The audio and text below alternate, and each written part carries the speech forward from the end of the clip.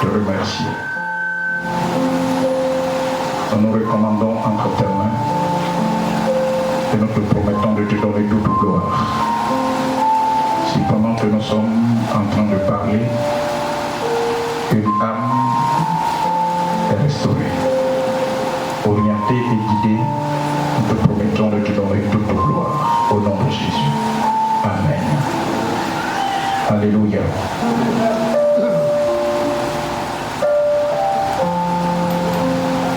Faut lire à partir de verset 16. Matthieu chapitre 6, à partir du verset 5. 16. Je ne serai pas long. Verset 16. Dis Amen. Je ne serai pas long. Dis Amen. Je lis la parole de Dieu. Lorsque vous jeûnez, ne prenez pas un air triste, comme des hypocrites, qui se rendent le visage tout défait, pour montrer aux hommes qu'ils jeûnent.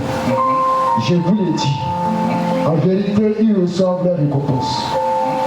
Mais quand tu jeûnes, parfume ta tête et lave ton visage, afin de ne pas montrer aux hommes que tu jeûnes, mais à ton Père qui est là dans le lieu secret. Et ton Père qui voit dans le secret te le rendra. Ne vous amassez pas de trésors. C'est bon. Qui peut m'aider?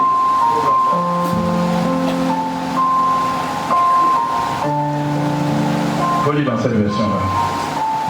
Ils ont mis le titre quoi? Comment jeûner? Comment jeûner? Quand vous jeûnez, ne prenez pas un air triste comme les faux. Comme les faux. Comme les faux. Bien. Bien aimé dans le Seigneur. Retenez ceci. Le jeûne est une arme que Dieu a donnée à chacun d'entre nous. Le jeûne et la prière sont des armes que Dieu nous a données pour le combat spirituel. J'ai dit ça, on dirait dimanche passé. C'est ça, non?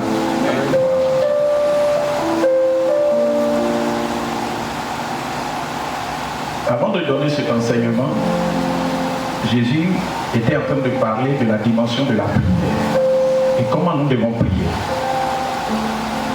Notre Père qui est aux cieux, que ton règne vienne, tout ça, il a dit.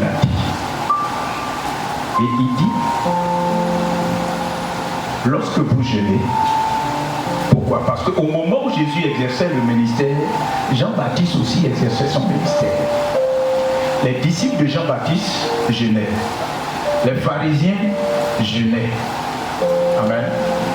Les pharisiens jeûnaient eux aussi. Même quand tu es bouddhiste, tu es danseur de combien? Tu es féticheur, tu es musulman, tu es quoi encore? Dans toutes les religions du monde, le jeûne et la prière font partie de leur vie de foi. Ça va? Vous comprenez? Vous devez comprendre que le jeûne et la prière, dans toutes les religions du monde, il arrive un moment où les adeptes, les disciples de cette divinité, soit ils imposent, ou bien eux-mêmes ils se donnent des temps où ils doivent se mettre à part pour pouvoir jeûner, pour avoir la faveur de cette divinité-là. Amen. Et vous allez voir qu'il y a plusieurs façons de jeûner. Quand vous lisez ici, il dit quoi? Lorsque vous jeûnez, ne prenez pas un air triste. Et il continue pour dire, comme des hypocrites. Ça veut dire quoi? Ça veut dire que pour tous ceux qui sont des disciples du Seigneur, leur attitude dans le jeûne ne doit pas être la même chose que ceux qui n'ont n'appartiennent pas à Christ. Ceux qui ne sont pas disciples. Ça va? Que font les hypocrites? Qu'est-ce que les hypocrites font? Vous allez voir qu'il y a des gens, quand ils gênent, ils prennent cuidant pour qu'on sache qu'ils sont en train de gêner. C'est vrai ou c'est vrai? Il y a des gens, quand ils gênent, bon, vous-même vous savez. Et Jésus dit, les pharisiens, eux, quand ils gênent là, ils montrent à tout le monde qu'ils sont en train de gêner. Souvent, ils ont leur visage là effroissé. Quand tu les regardes, tu dis, mais il est malade ou bien il a quoi? Quand tu regardes, tu dis, mais il a quel problème? Pourquoi? Parce qu'il veut que les gens sachent qu'il est en train de gêner. Pour lui, le jeune, lorsque ses frères le regardent, il est triste, il est abattu, son visage est froissé. Quand tu le touches, tu ne fais pas attention, il est en train de gêner, mais le trou va arriver jusqu'au cadre. Donc le jeûne que Dieu nous recommande, pendant le jeûne, il ne faudrait pas que nous ayons un air triste. Ne dit-on pas aux gens, et puis il y a des gens qui croient que parce qu'ils peuvent jeûner 3 jours, ils peuvent jeûner 4 jours, ils peuvent jeûner 5 jours, ils sont systématiquement exaucés. Non. Pendant que tu jeûnes, ce qui est dans ton cœur compte beaucoup.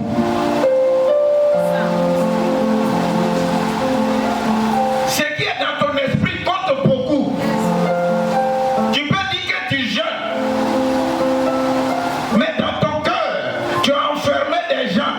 Dans ton cœur, tu as enfermé des gens. Dans ton cœur, tu as enfermé des gens. C'est un faux jeûne. Le prophète Ésaïe a parlé de ça. Dans Ésaïe 58, il y a le vrai jeûne et puis il y a le faux jeûne. Quand vous lisez à partir du 58, à partir du verset 3, 4, 5, 6, 7, vous allez voir le vrai jeûne. Il dit détachez les animaux. Pendant le jeûne, vous dites que vous voulez crier à Dieu, alors que vous êtes en train de fusiller des gens, vous êtes en train de tirer sur des gens. Bien-aimés dans le Seigneur, quand tu es disciple du Seigneur, quand tu es disciple de Jésus, ton attitude dans le jeûne compte beaucoup. Quand nous jeûnons, qu'est-ce qu'il dit? Lorsque vous jeûnez, ne prenez pas un air triste, comme des hypocrites, qui se rendent le visage tout défait. Ça veut dire quoi? Visage tout défait. Si tu es une femme de prière, tu vas voir que ses cheveux là vont se dresser comme ça. Oui, il y a pas que la femme va attacher, il y a une boucle qui est à gauche, il y a une autre boucle qui est à droite. Ne me touche pas, je jeûne. Vous ne savez pas que je jeûne. Je suis sur la montagne.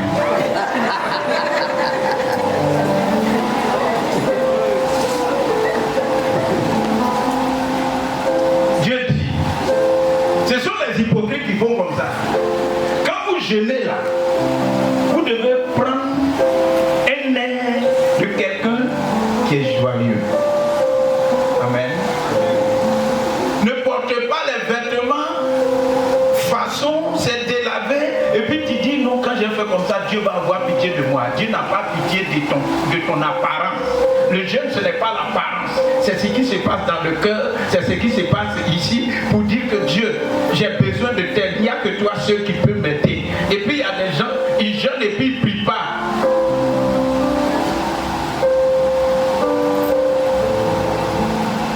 Ils jeûnent et puis ils ne prient pas. Ils jeûnent et puis ils ne prient pas. On appelle ça quoi? Grève de faim. Souvent c'est vrai, tu n'as pas à manger, tu dis que tu jeûnes. Amen. Quand vous jeûnez, ce que vous devez faire, parfumez-vous. Il dit quoi? Ça c'est Matthieu. Comme des hypocrites qui se rendent le visage. Mais quand vous, voilà, quand tu jeûnes, parfume ta tête et lave ton visage. Il y a des gens, quand ils jeûnent, ils ne se lavent même pas.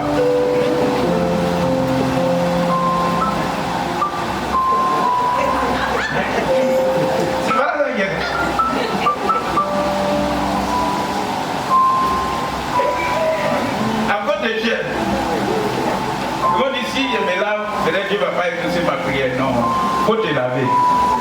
J'ai un document là, on dit chaque quand tu jeûnes et que tu vas aller à une réunion, il faut te brosser.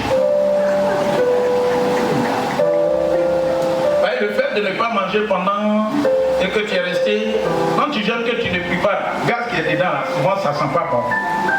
Donc quand tu parles en public, c'est pas agréable. Donc il faut se brosser chaque 2 heures. Amen. Pour ceux qui jeûnent, pour ceux qui prient, Dieu les utilise. Alléluia. Accepté de suivre Jésus, ils ont accepté de marcher selon ce que Jésus leur a dit. Quand ils parlent, quand vous lisez les actes des apôtres, quand vous lisez, vous savez ce que Dieu a fait au travers de leur ministère, au travers de leur vie. Alléluia. Alléluia. Gloire à Dieu. La prière est une arme. Le nom de Jésus est une arme. Quand tu accompagnes ton jeûne de la prière avec l'autorité du nom de Jésus, il y a des miracles qui se produisent. Voilà pourquoi je vais t'exhorter à lire Actes chapitre 3.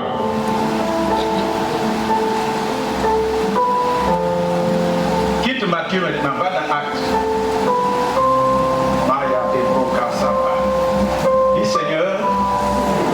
Dis Seigneur, change ma vie, change ma position, change ma position.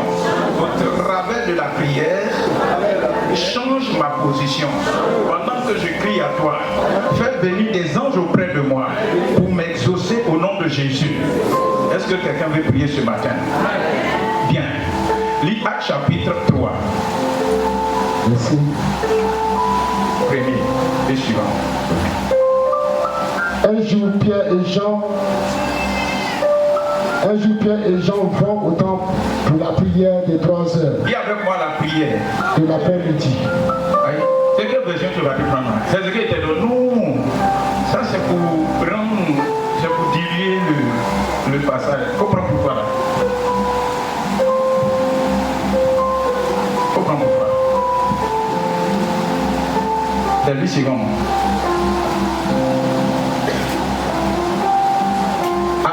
Chapitre 3.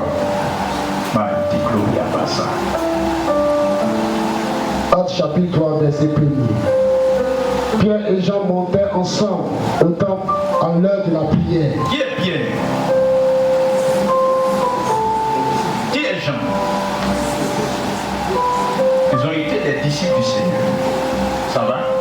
Mais en ce moment précis, ils ont suivi Jésus partout. Il est mort, il est ressuscité, ils ont reçu le Saint-Esprit. Et comme ils ont reçu le Saint-Esprit, ils ont observé les enseignements du Seigneur. Et il a dit, quand je vais partir, si vous obéissez à moi et que vous faites ce que je vous demande de faire, non seulement vous allez faire ce que j'ai fait, mais vous en ferez plus. Regardez ce qui va se passer. Pierre et Jean, disciples du Seigneur, montaient ensemble au temple à l'heure de la prière. Montaient au temple à l'heure de la prière. Dis avec moi heure de la prière.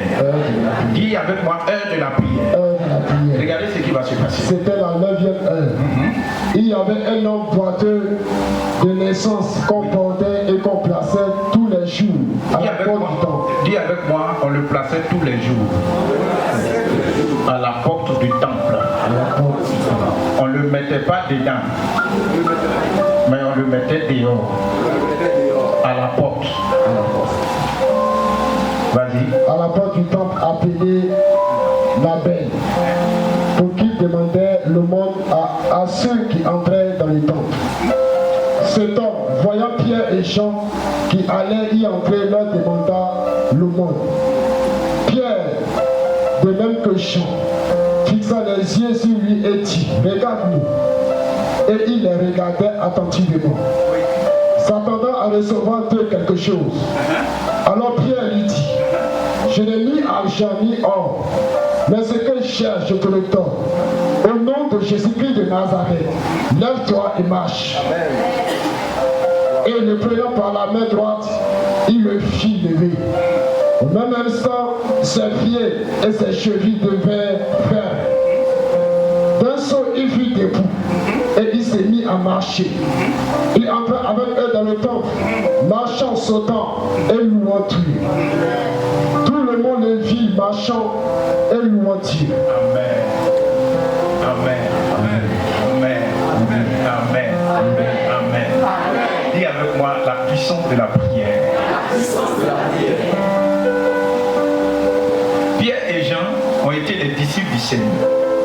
Et quand nous enseignons la puissance du jeûne et de la prière, c'est une arme que Dieu nous a donnée pour lutter pour certaines réalités dans le monde spirituel.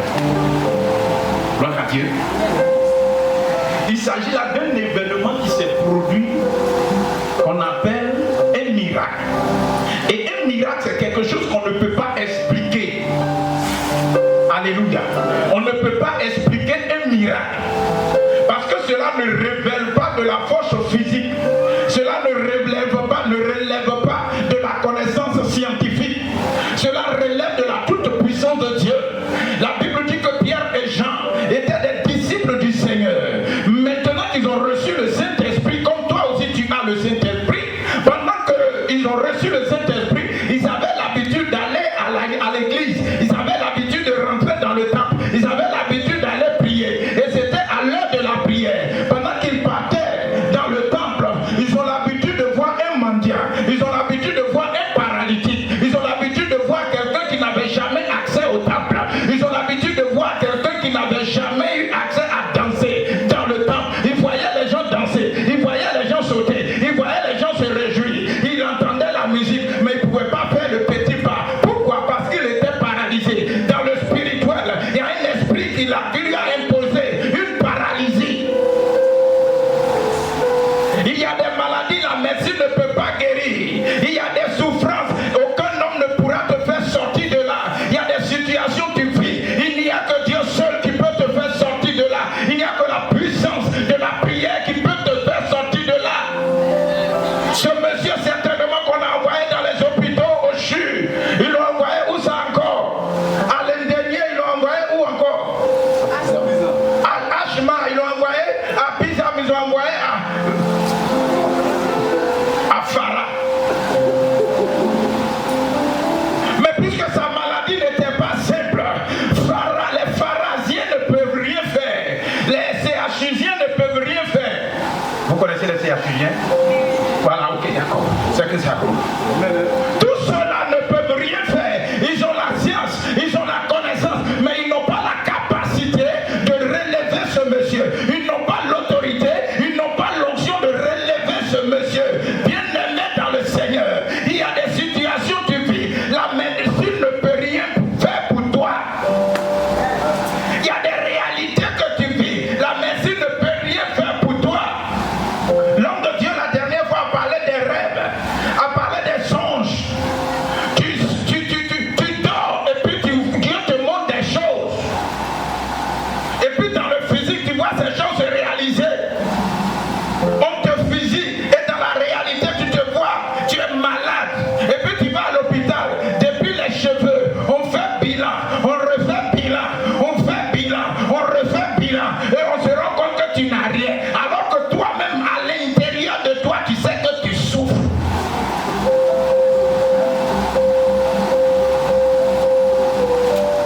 Au départ, les parents de ce jeune homme se sont promenés avec lui.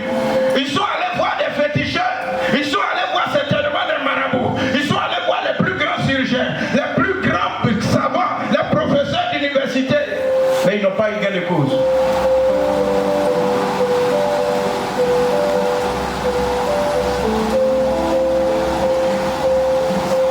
Pierre avait l'habitude de voir ce paralytique. N'est-ce pas? On dit comme d'ordinaire. Ça veut dire que c'était pour lui une habitude. Il partait à l'église et le monsieur était assis là. Le monsieur était assis là. Les gens le transportaient et puis on le déposait là. Quand on le dépose, il rentre dans le temple. Ça on jouait à la batterie.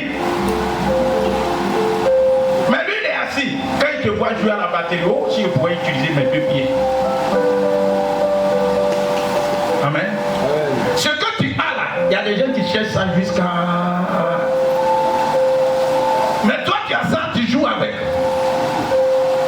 Tu as ça, tu joues avec. Tu sais pas que tu as des talents, tu as des dons que tu dois mettre au service de Dieu.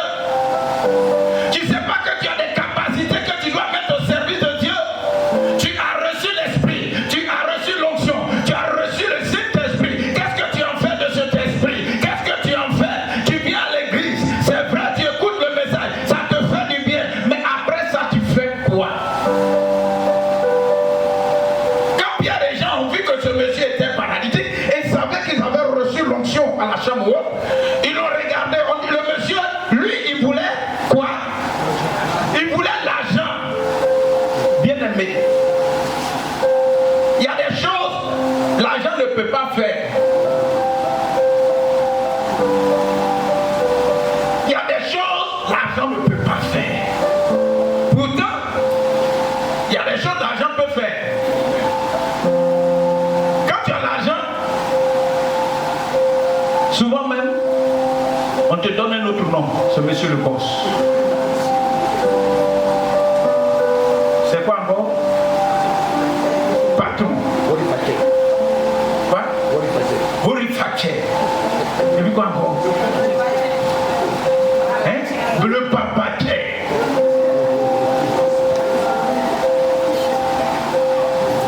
Mais ceux qui sont pauvres, hey, Lazare. C'est ça, non? Lazare.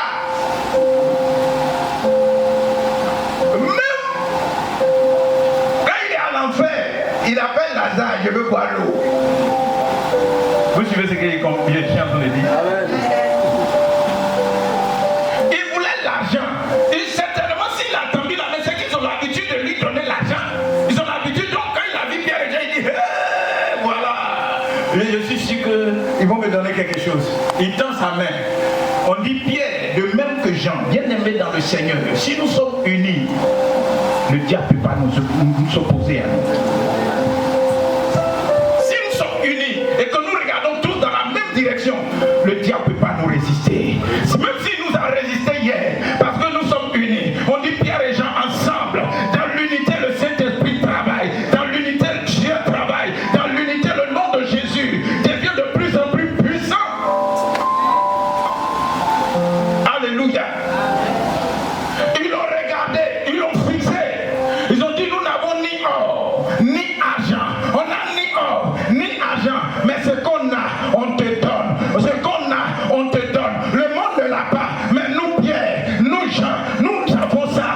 Tiens ce que nous avons. Il s'appelle Jésus. Prends Jésus et lève-toi et marche. Prends Jésus et lève-toi et marche. Bien aimé, le temps est arrivé que tu changes ta façon de comprendre les choses, que tu changes ta façon de voir. Tu dois changer de position. Tu es resté longtemps à l'entrée, tu es resté longtemps au parvis, mais Dieu te veut maintenant dans le lieu saint. Dieu te veut dans le lieu très saint. Dieu te veut en train de travailler. Dieu te veut en train d'exercer le ministère. Dieu te veut en train de parler de Jésus. Dieu te veut en train de prier pour des malades. Dieu te veut en train d'évangéliser, en train d'imposer les mains aux malades. Le monsieur paralytique de naissance, la Bible dit, nous n'avons ni or, ni argent. Tu as l'habitude de recevoir de nous de l'argent, mais aujourd'hui, nous ne te donnerons pas de l'argent, ni de l'or, mais on te donne Jésus. Lève-toi et marche. Et la Bible dit, ils l'ont pris par la main. Et debout, il s'est tenu debout. Il s'est tenu debout. Et la direction qu'il a prise, c'est dans le temps.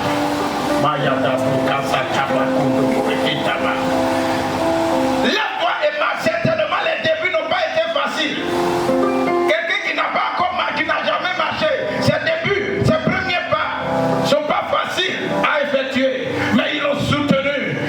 Ils l'ont tenu par la main. Il a fait le premier pas. Il a fait le deuxième pas. Au fur et à mesure, ses chevilles, ses nerfs, la chair venaient à se positionner. Et au fur et à mesure qu'il avance, au fur et à mesure qu'il fait un pas,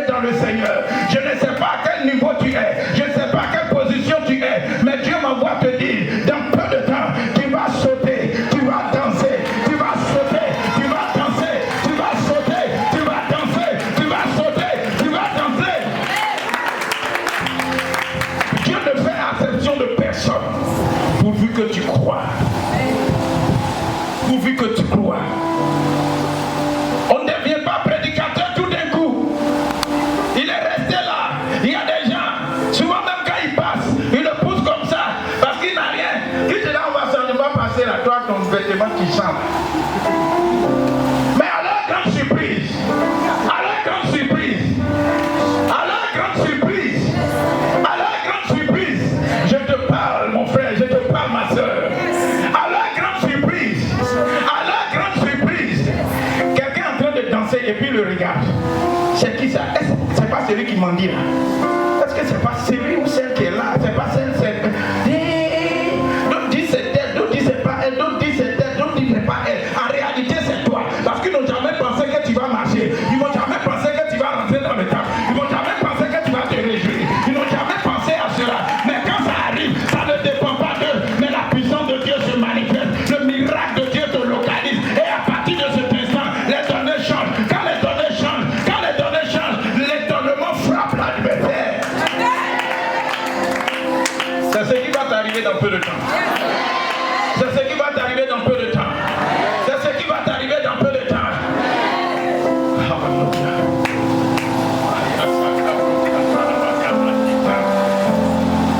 Tu as trop pleuré. Jésus me dit de te dire c'est bon comme ça.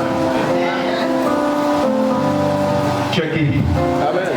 Tu es restauré. Amen. Tu es guéri. Amen. Tu es restauré. J'ai l'habitude de dire, maladie, il y a plusieurs sortes. Il y a la maladie spirituelle et puis il y a la maladie physique. Souvent, la maladie spirituelle affecte le physique. Et s'il n'y a pas une dose de prière,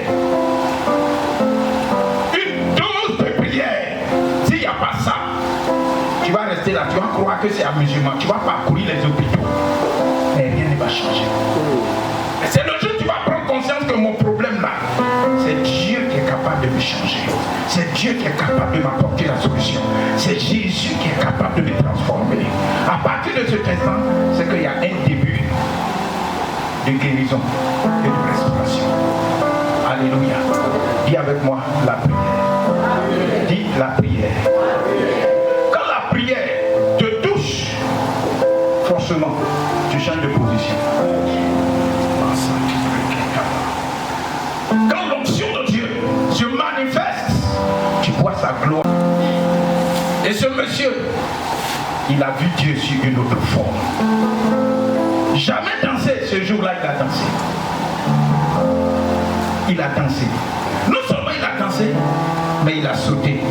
Il s'est réjoui comme tout le monde. Que Dieu te donne de danser, de sauter et de te réjouir.